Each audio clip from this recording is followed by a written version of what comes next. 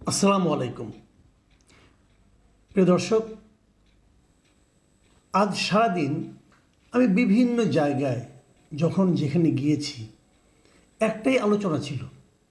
সেটা হলো যে গতকাল মানে 25শে ফেব্রুয়ারি সেনাপ্রধান জেনারেল ওয়াকারুজ্জামান যে বক্তৃতা দিয়েছেন রাওয়া ক্লাবে, সেই বক্তৃতা নিয়ে উনি কেন কি কথা বললেন, কেন এমন কথা বললেন, এ কথার কী ব্যাখ্যা হতে পারে, এই শব্দটার কী ব্যাখ্যা, ওনার এইভাবে বলার কী ব্যাখ্যা, ওনার বডি ল্যাঙ্গুয়েজের কী ব্যাখ্যা, এবং উনি এই সময়ে কেন বললেন, কাদের উপস্থিতিতে বললেন, এই সবগুলি বিষয় নিয়েই কিন্তু আলোচনা হয়েছে। এবং আমার কাছে দুটো সংবাদ মাধ্যম আজকে এই বিষয়ে আমার রিয়েকশন জানতে চেয়ে আমার সঙ্গে যোগাযোগ করেছি। আমি তাদের রিয়েকশন আমার মতো করে দিয়েছি, যা কিছুটা আমি গতকালকে আপনাদেরকেও দিয়েছিলাম আমার এই চ্যানেলে। আমার যে রিয়েকশন, আমার যে উপলব্ধি, সেটা যে সত্য এটা কিন্তু আমি গ্যারান্টি দিয়ে বলতে পারি না। আমি যেভাবে ভেবেছি আমি কেবল সেই কথাটাই ব্যাখ্যা করেছি আপনাদের সামনে। আজ আমি ওনার বক্তব্যের একটু পেছনে যেতে চাই। মানে আমি বলতে চাচ্ছি উনি কোন পটভূমিতে এই কথাগুলি বললেন, দেশে এখন আসলে কি পরিস্থিতি বিরাজ করছে। অগাস্টে 5ই আগস্টে শেখ হাসিনার পতনের পর এই দেশের মানুষ এই যে এত রক্ত দিয়ে একটা আন্দোলন করলো, একটা পতন ঘটালো, একটা গণ অভ্যুত্থান করলো। মনে রাখবেন, এটা কিন্তু গণ অভ্যুত্থান, ছাত্র অভ্যুত্থান নয়।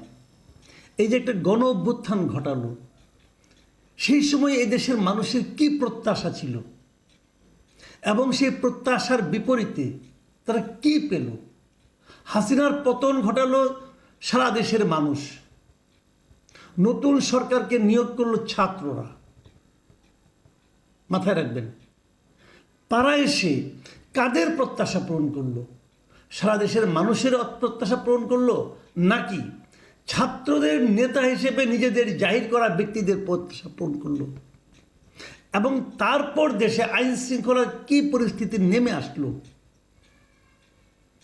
দেশে মব কালচার কোথায় যেয়ে ঠেকলো, ট্যাগ কালচার কোথায় যেয়ে ঠেকলো, এই সবই কিন্তু আলোচনার বিষয়। মানুষ কি নিরাপদ? কালকে দেখলাম শিক্ষা সফরে যাচ্ছে কয়েকটা বাসে করে, সেটা থামিয়েও ডাকাতি হয়েছে। যাত্রীবাহী কোচ, রাতের বেলাতে নাইট কোচগুলো হয়, সেগুলো এখন আর নিরাপদ বিবেচিত হচ্ছে না। এই যে অস্থিরতা, সেই অস্থিরতার প্রেক্ষিতেই কিন্তু ওনার অস্থিরতা যখন চূড়ান্ত রূপ ধারণ করেছে, এবং এই অস্থিরতাকে স্বীকার করে নিয়ে স্বরাষ্ট্র মন্ত্রণালয়ের দায়িত্বপ্রাপ্ত উপদেষ্টা যখন মধ্যরাতে একটা প্রেস কনফারেন্স ডেকে মানে হাস্যকর সব কথাবার্তা এবং অজুহাত দেন, ঠিক তার পরদিনই কিন্তু সেনাপ্রধান এই বক্তব্য দিলেন। এই বক্তব্য উনি অনেক কড়া কথা বলেছেন, অনেক কথা স্পষ্ট করে বলেছেন। কিন্তু আমি এই আলোচনার আগে আরেকটা কথা বলতে চাই, যে এই আলোচনার পেছনে কি আর কিছু নেই?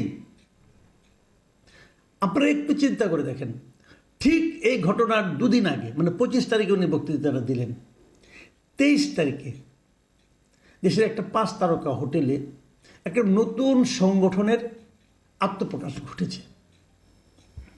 আমি এই নতুন সংগঠনের আত্মপ্রকাশের যে নিউজটা বেরিয়েছে দৈনিক প্রথম আলোতে, আমি সেই প্রথম আলোর শিরোনামটা আপনাদের পড়ে শোনাই। নতুন গবেষণা প্রতিষ্ঠানের আত্মপ্রকাশ, অনুষ্ঠানে 3 সেনা প্রধান সহ রাজনীতিবিদরা। এই হলো নিউজটা। এবং এই নিউজটার পুরো আয়তন 300 ওয়ার্ডের একটা নিউজ, 300 ওয়ার্ডের একটা রিপোর্ট। সেই 300 ওয়ার্ডের রিপোর্টে আমি আপনাদের কিছু পড়ে শোনাতে চাই, আপনারা একটু শুনুন। সেখানে কি বলা হয়েছে? দেশের নতুন একটি গবেষণাধর্মী প্রতিষ্ঠানের আত্মপ্রকাশ ঘটেছে। Foundation for strategic and development studies নামে নতুন এই প্রতিষ্ঠানটি রাষ্ট্রের সুশাসন, জাতীয় নিরাপত্তা, উন্নয়ন এবং পলিসি কর্মকৌশল নির্ধারণ প্রক্রিয়ায় থিঙ্ক ট্যাঙ্ক হিসাবে গবেষণা কাজ করবে বলে জানানো হয়েছে। প্রতিষ্ঠানটির চেয়ারম্যান মেজর জেনারেল অবসরপ্রাপ্ত ফজলে এলাহি আকবর। ফজলে এলাহি আকবর সম্পর্কে আপনাদের হয়তো কেউ কেউ জানেন, কেউ কেউ জানেন না। উনি খালেদা জিয়া যখন বিএনপি সরকার ছিল, খালেদা জিয়ার সঙ্গে উনি খুবই ঘনিষ্ঠ ছিলেন এবং বিএনপি লাইনের উনি সাবেক সেনা অফিসার হিসেবে ওনাকে সবাই চিনে।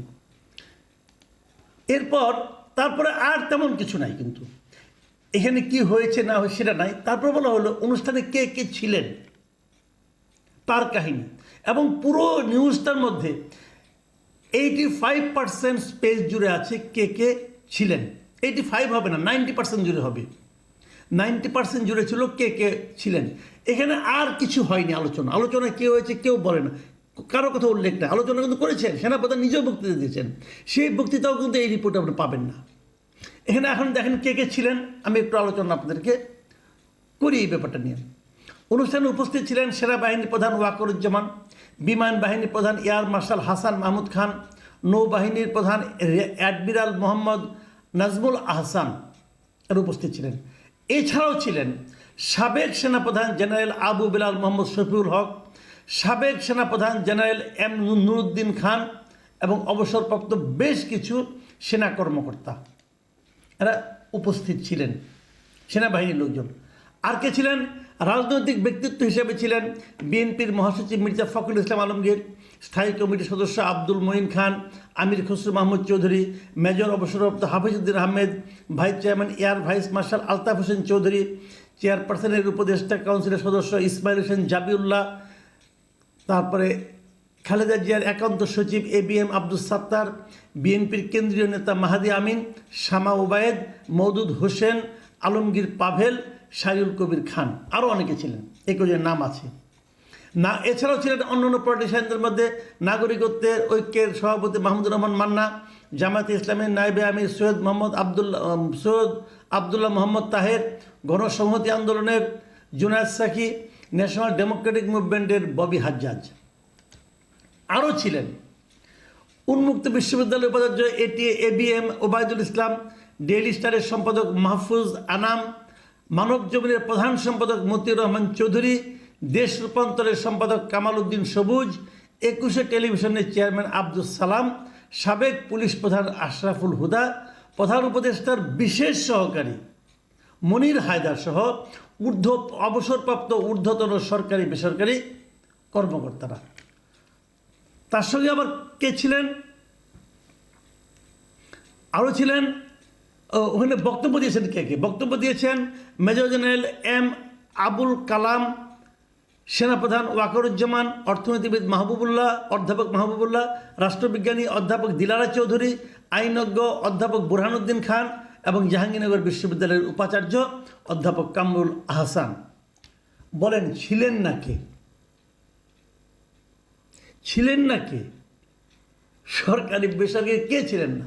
প্রশ্নটা হলো এই থিঙ্ক ট্যাঙ্ক কারা বানাচ্ছেন, কেন বানাচ্ছেন, এরা কি থিঙ্ক করতেছেন, এই ট্যাঙ্কের থেকে থিঙ্কিংয়ের কতটুকু কি বের হয়েছে যে এই থিঙ্ক ট্যাঙ্কের আলোচনার বসার দুদিনের মধ্যেই ওয়াকরুজ্জামান এত কিছু বলছেন। এবং পরবর্তীতে দুদিনের মাথায় যেটা রাওয়া ক্লাব উনি বলেছেন, ওখানেও কিন্তু এই মেজর জেনারেল নুরুদ্দিন এরা উপস্থিত ছিলেন। তো এখন সব মিলিয়ে কী দাঁড়ালো?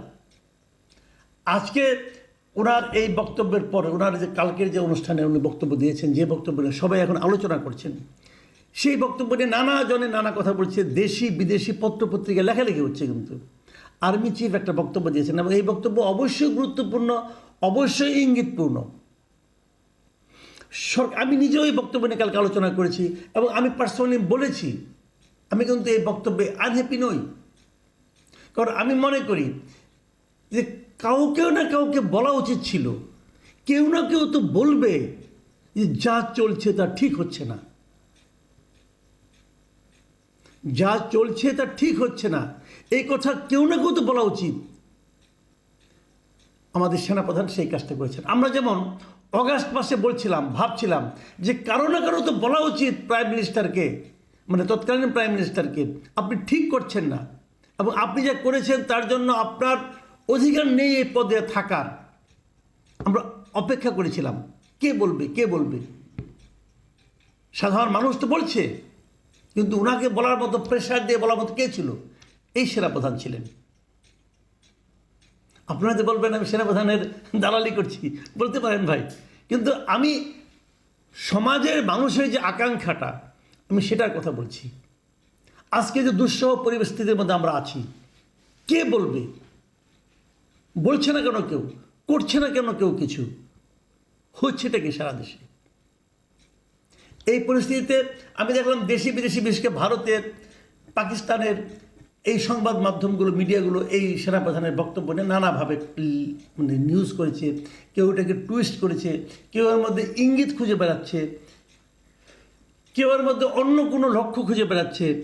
আমি কোনো কিছুই খুঁজছি না, আমি কেবল বলতে চাচ্ছি যে এমন বক্তব্যের পর, তারপরও কি আমাদের দায়িত্বপ্রাপ্ত ব্যক্তিদের ঘুম ভাঙবে না? ঘুম কিন্তু ভাঙা উচিত। ওই তারপরেও এই বৃদ্ধ লোকগুলো ঘুমিয়ে থাকেন, তাদের ঘুম ভাঙানোর ব্যবস্থা করা উচিত। প্রিয় দর্শক, এখন এই পর্যন্তই। আল্লাহ হাফিজ।